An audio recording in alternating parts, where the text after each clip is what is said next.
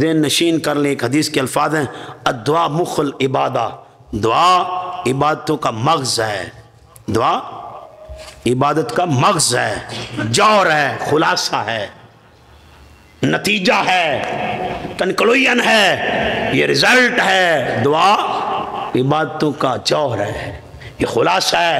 جب اپنے رب کی بارگاہ میں التجا کی جائے، اور سب سے بہترین دعا سورہ فاتحہ ہے۔ آؤ دوستان گرامی قدر ذہن نشین کر لیں، آج کے بعد ہم نے مانگتے رہنا ہے، وہ بڑا کریم ہے، کرم فرمائے گا۔ ایک دن میرے آقا جانی صلی اللہ علیہ وآلہ وسلم مسجد نبوی میں تشریف لائے تو ایک صحابی کونے میں لگ کے دعا کر رہا تھا اور مانگ رہا تھا، التجا کر رہا تھا، اللہ کے بارگاہ میں پکار رہا تھا۔ میرے آقا جانی تشریف لائے صلی اللہ علیہ وآلہ وسلم، جب مسجد نبوی کے آنگن میں تشریف لائے تو دوستان گرامی قدر آپ نے اس کی آواز سن لی، پکار سن لی کہ وہ اپنے رب کبیر کو پکار رہا ہے، رب کبیر کو، اور رب کبریا کو پکار رہا ہے کہ اللہ میں تجھ سے نہ مانگوں تو کس سے مانگوں؟